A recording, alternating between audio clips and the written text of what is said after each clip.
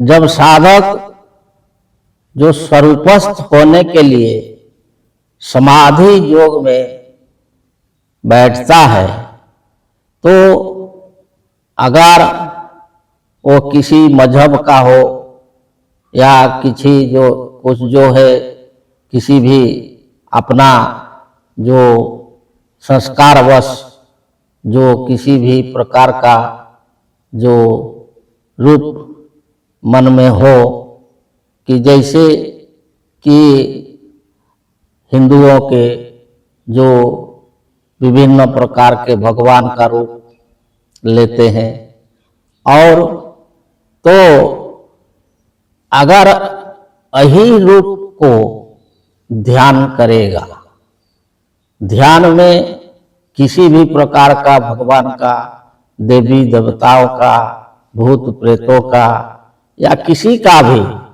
जो रूप अगर ध्यान में आएगा, अपना स्वरूप को छोड़ करके दूसरा किसी भी रूप अगर ध्यान में आता है, वो वही ध्यान करता है, तो इसको जो है विपर्जय बोला जाता है। यही विपर्जय है, वो मिथ्या ज्ञान है, वो स्वरूपस्थ नहीं हो सकता। वो जो किसी का ऊपर विश्वास करता है भगवान को, उसी को ही ध्यान करता है, तो उसमें देखिए तो वो नहीं हो पाएगा, कोई कभी दूसरा नहीं हो पाएगा। इसके कारण क्या है कि जो भगवान के बारे में, ईश्वर के बारे में जो ज्ञान है, जो ज्ञान का कमी है कि ईश्वर कौन है, भगवान कौन है, तो हमने जो गीता का व्याख्यान किया तो उसमें जो है भगवान जो है वो जो हमारी आत्मा है, तो हमारी आत्मा ही भगवान है, ईश्वर है। और हमारी जो आत्मा का जो रूप है यही स्वरूप है। तो ये स्वरूप का ध्यान छोड़ करके अगर वही किसी का भी रूप का ध्यान करेगा तो उसको विपर्जय बोला जाता है।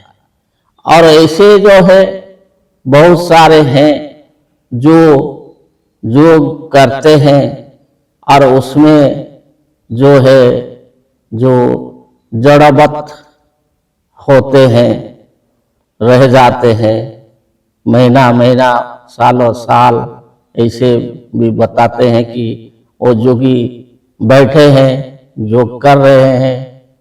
तो ये जो है जड़ तत्व पे जाता है, वो अपने को जड़ तत्व के तरफ ले जाता है, उसमें ज्ञान नहीं होता है, ये अज्ञान है। और धीरे धीरे वो जड़त्व को प्राप्त कर जाएगा, परंतु वो जो है सच्चा स्वरूप को प्राप्त करके जो सच्चा ज्ञान को प्राप्त नहीं कर पाएगा।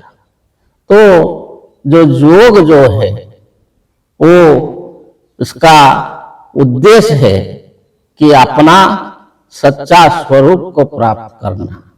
इसको छोड़ करके अगर किसी भी प्रकार का जो रूप, किसी भी प्रकार का भावना अगर आता है तो ये जो है विपर्जय बोला जाता है। और ये जो है सुनी सुनाई बातों पर विश्वास करके जो है योग करना, ये भी मिथ्या ज्ञान है। जो केवल जो है अपना स्वरूप को प्राप्त करना है और कुछ नहीं। अपना स्वच्छ स्वरूप को प्राप्त करने के लिए ही योग किया जाता है। जैसे कि जब हम योग करने के बैठेंगे तो उस समय मन के भीतर तरह तरह के भावना आ जाती है और विभिन्न प्रकार के भावना के सहित जो विभिन्न प्रकार रूप, विभिन्न प्रकार जो है कल्पना, चिंता आ जाती है। तो इससे जो है योग नहीं होगा, समाधि का प्राप्त नहीं होगा। तो उसको जो है विपर्जय ज्ञान बोला जाता है, उल्टा ज्ञान बोला जाता है, अतद रूप प्रतिष्ठा बोला जाता है, जो कि तद्रूप नहीं है, जो अपना आत्मा का ही रूप नहीं है, वही जो है विपर्जय है। और ये जो है वृत्ति है, जैसे प्रमाण वृत्ति है ऐसे विपर्जय भी वृत्ति है।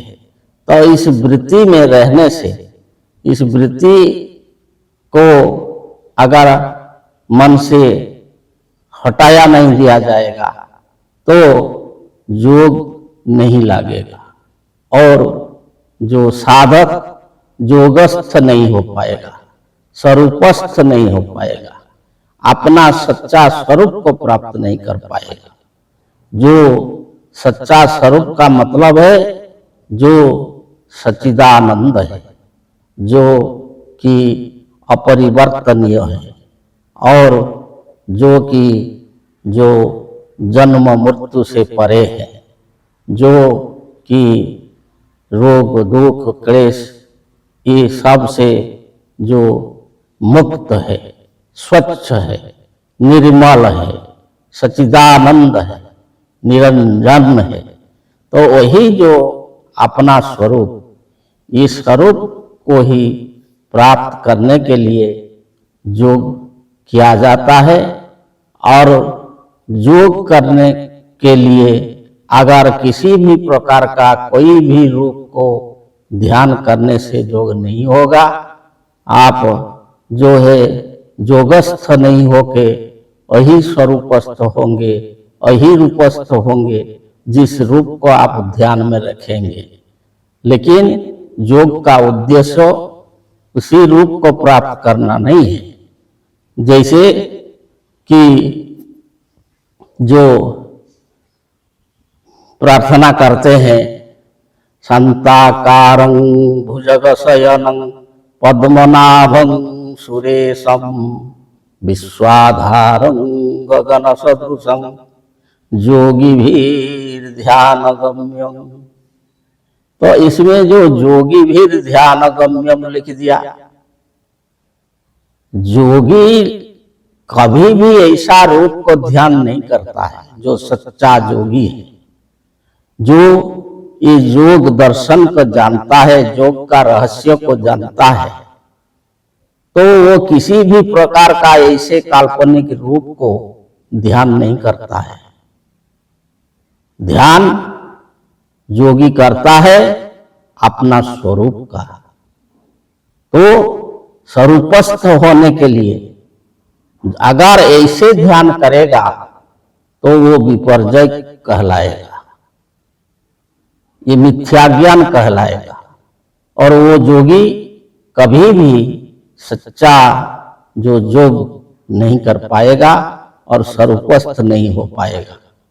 इसलिए ये जो विपर्जय ज्ञान है, मिथ्या ज्ञान है और जो स्वरूपस्थ होने नहीं देता है, तो यही जो वृत्ति है इसको मन से हटाने से ही योग होता है। तो आगे बताएंगे। जय जय।